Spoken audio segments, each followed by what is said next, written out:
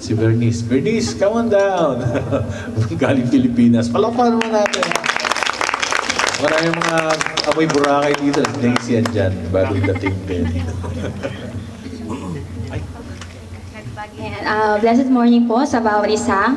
Ayan po ako nagpapasalamat sa ating Panginoon sakat ako yung muling narito, binalik ni Lord na ando yung kaligtasan. Then, syempre secondly, yung makasama ko yung family ko sa Pilipinas, yung mga relatives po namin, na dahil sa yun, kasal nila ate, tas ni Kuya Philip, nagkatipon po muli kami. Yung kagalakan talaga, yung importante talaga dun sa pag-uwi, yung makasama yung family. And then, I praise and thank God because talagang continue na pinapakita kung gaano siya kabuti sa buhay sa family po namin. Nakikita po namin yung pagbabago ng relasyon namin, kung paano po kami mag-bonding ngayon. Then, I praise and thank God sapagkat talagang yung continuous po yung blessing ni Lord as we continue to serve Him with all our hearts, with all our life. Talagang kung yung buhay natin, nilaan natin bilang maging sentro si Lord sa buhay natin, talaga maraming bagay na gagawin ang Lord na hindi po natin ina-expect. So, I praise and thank God sapagkat sa lahat po ng kahirapan na pinagdaanan po namin, walo kasi kami. So, praise God sapagkat yung nakikita talaga yung kung gaano siya kumilos na hindi po namin na-expect, na nabibigyan, alam yung hindi namin na, yung feeling na hindi po namin na-disappoint yung father, mother namin na sinasabi na sobra silang nabibless sapagkat kami yung mga anak nila na baga matulaw kami, doon pa rin yung alam yung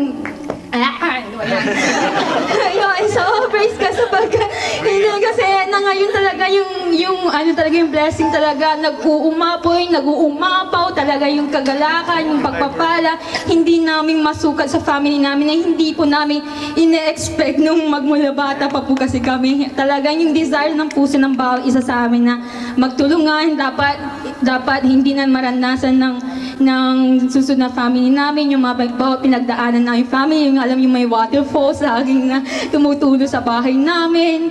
Yan, so praise God. And then lastly po, yung napaka-worth it po talaga na maranasan yung kagalakan, yung presensya ng Panginoon.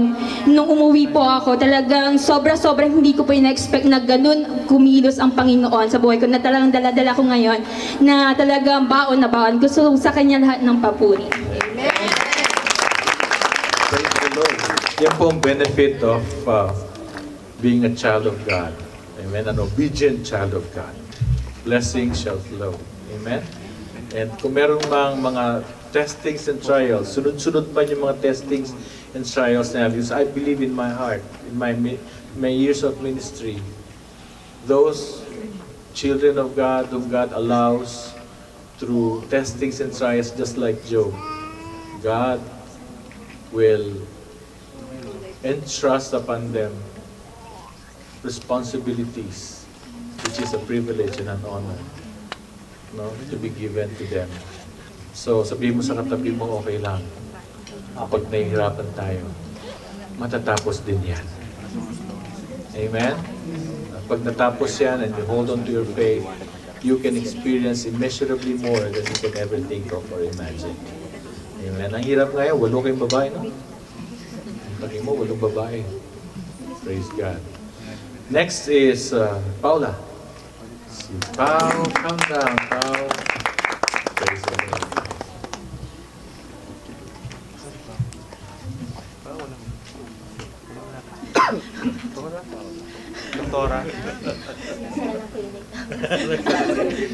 Good morning to all brothers and sisters. I don't know how many of us here knew that last year, April, I was also here in Abu Dhabi. I was from Saudi and I took a tour directly here looking for a job. I was just about to sign a very good offer, but then when I looked at my passport, I discovered that it was about to expire in 6 months. So I cannot exit anywhere. All I had to do was go home. And I was, of course I felt sad, but I knew that Lord was there.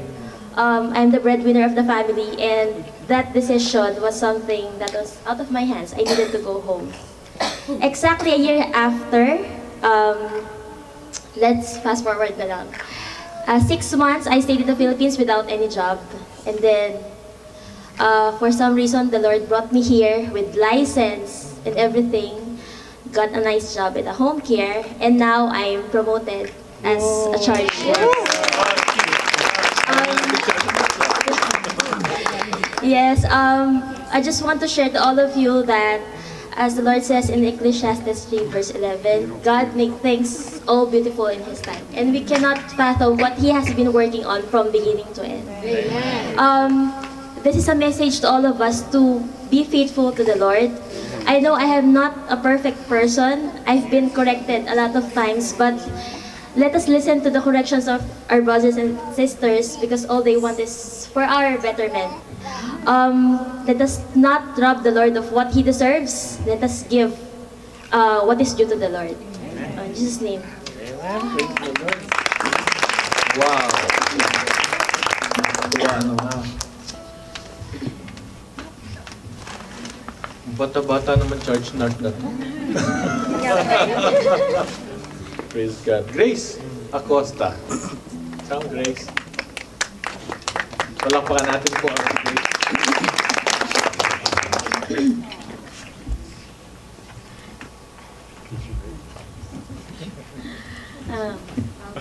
Good morning, everyone. First of all, nagpapasalamat ako na kahit anong dagog na problema ang dumarating sa akin, nandito pa rin ako sa Panginoon. At ang dami kong, itong week na to, ang dami kong naranasan na problema from sa mga anak ko. Hanggang kahapon, nawala din ako ng pera. Napambayad ng bahay ko. Hanggang sa kahapon, wala akong over whole day. Nasa police station ako para mag-complain. But wala pa silang action.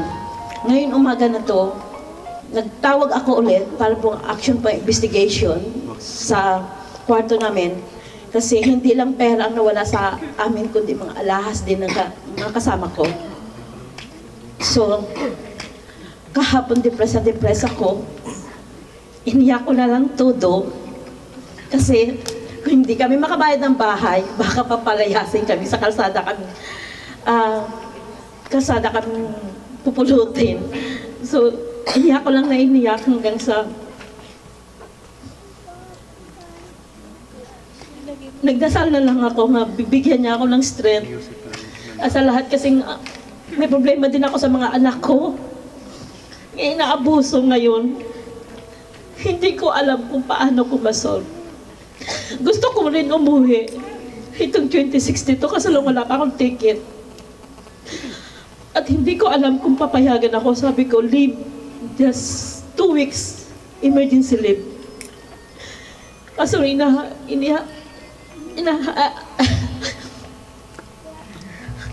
dalawa kong anak inabuso. Ang bunso at saka pangalawang bunso. Mahirap magiging nana at tatay sa mga anak na wala ako. Salamat sa Panginoon, binibigyan din ako ng strength ngayon. Thank you so much, Lord. Thank you.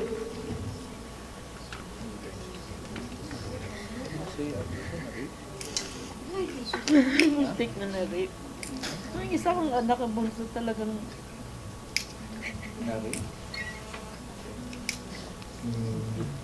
the youngest daughter was raped, and the other one is almost. I'm patient, thank God. If your employer will allow you to go home and take care of your ticket, okay? Let's pray for grace. Lord, thank you, Lord God, for the the strength that you have given Grace, Lord God, the faith that you have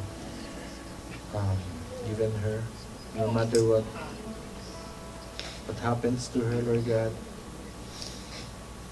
no matter what circumstances she's experiencing right now, she still holds on to you and trusts you. Now we pray, Father God, that you will break, Lord God, this cycle, Lord God, of sufferings, Lord God. In the name of Jesus, Lord, we ask you now, Lord God, I know, Father, that you know the plans you have for her, not to harm her, Lord. We continue to pray, Father, teach us how to minister to her also, Lord God, and to remind her, Lord, how much you love her. Thank you, Lord. We pray, Father, for her 2 daughters, that they will be healed, Lord God, emotionally, psychologically, spiritually, Lord, in Jesus' name. And we ask, Lord God, for you to touch the heart of her employer, that the employer will allow her, Lord God, to go back home, just to minister to her children. Lord, we thank you, Father. We thank you for, we know, Father, you will not leave her nor forsake her. Thank you, Lord, in Jesus' name. And Lord, we also pray, Father, that the person, the perpetrator, Lord God, who stole the cash, the rent money, Lord God, and the jewelries, Lord, will be caught in Jesus' name. If they will not be caught, Lord God, by the eyes of man, Lord, let not peace come into his or her heart, that she will come and give back what she or her has stolen. What he or what was stolen from her, Lord. Thank you, Father, in Jesus' name. Amen.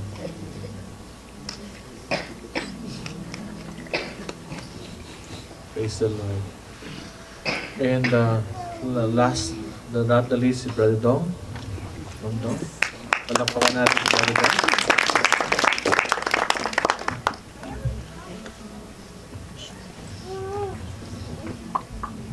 Good morning. Good morning. I'm so happy to stand up for Jesus right now because I want to share with you the goodness of the Lord and what He has done to me in my life just recently.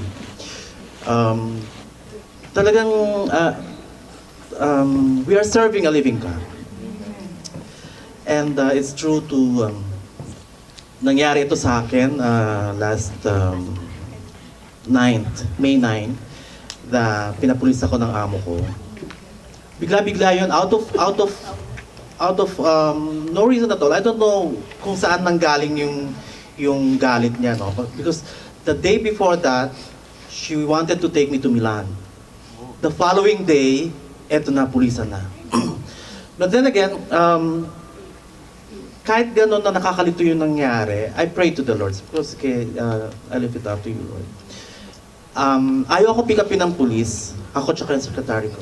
Ayaw. And it took us about an hour and a half before they were convinced na sige na nga, dali na lang. I was praying na, Lord, pakuha mo na ako sa police kasi mas safe na ako doon. So yun, pinosas ako. We went down the building. A lot of people saw me. We went to the Mina police station. And then when I was there, kasi it's my first time in the police station, I was still praying. Sabi ko, Lord, hindi ako sanay sa ganito. Pero sige po, surrender ko sa ito. I live up to you yung trust ko. And then, sabi ko, fill up this place with your presence, O Lord. And He never failed me from that moment on. He sent somebody inside the office where I was detained and took off my handcuffs from, sa likod eh. So, yun ang unang paramdam ni Lord sa akin. After a while, there was somebody who came and asked me, what's your problem? So, because I was accused of stealing 400,000 from my boss. Why did you do that? You need money? Sabi ko, that's not true. Then he calmed down. I was praying while I was talking to him, and then he said, don't worry, I'll help you. Just follow me, and whatever I tell you, just do it. And then, that night, we were released.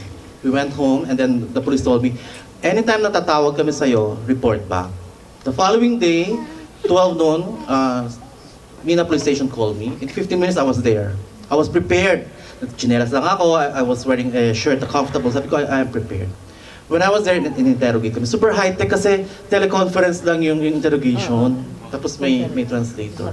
So I said everything, but before I talked, prinay ko ulit kayo. Sabi ko, Lord, let your words come out from me, not my own words. Whatever it is na masasabi ko, sana ikaw yung manguna. Which is true. Siya talaga ang nanguna sa lahat ng sabi. From then, pinosas naman yung paa. So pinasok kami sa isang small room and then sabi sa akin dun sa loob, don't worry, mas maganda dun sa Calidia. There's bed and things like that. Alam mo, overtime ako. Tapos, from then on, dinala na kami sa Calidia Police Station. Pray pa rin ako ng pray. Lahat na nakata ng prayers, sinabi ko na. Lahat ng pagsisisi, inano ko na. Si Lord, quiet lang siya. Night came, kailangan ko nang matulog. Tapos sabi sa akin, Filipini, dito ka kasi may isang Filipino rin daw doon. Doon ako sa by the wall, yung double deck, which is very comfortable. Paglingon ko sa wall, nakalagay Luke 1:37. With God nothing is impossible. And below that, John 3:16.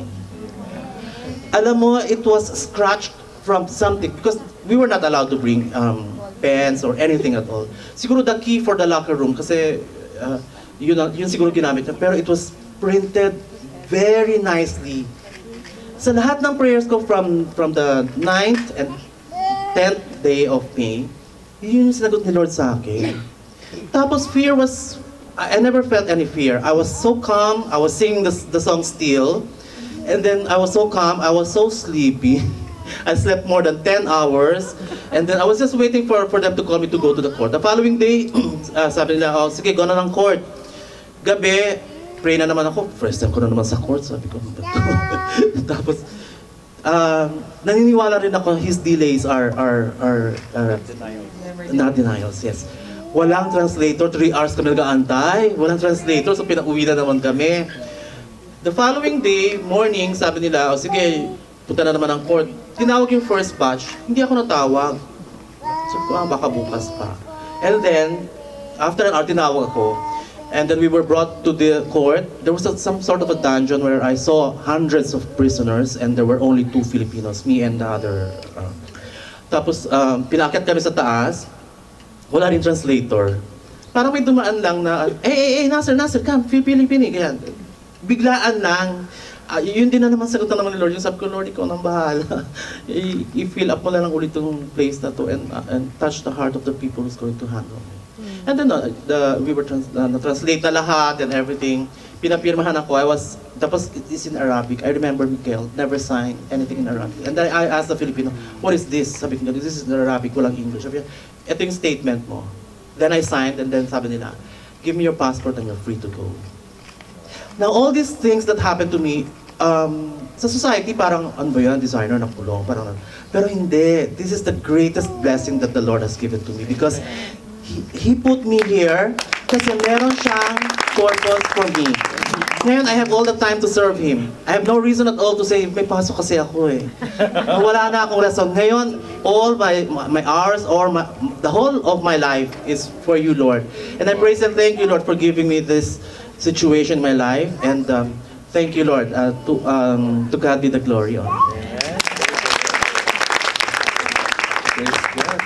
Mag-imbita kayo next week kasi si na mag-preach.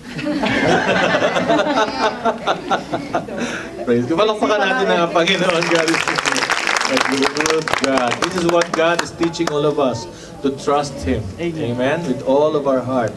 You know, He has a plan for us. So, do not allow worries to creep into your heart because sabi mo sa katabi mo, kaya ni Lord yan.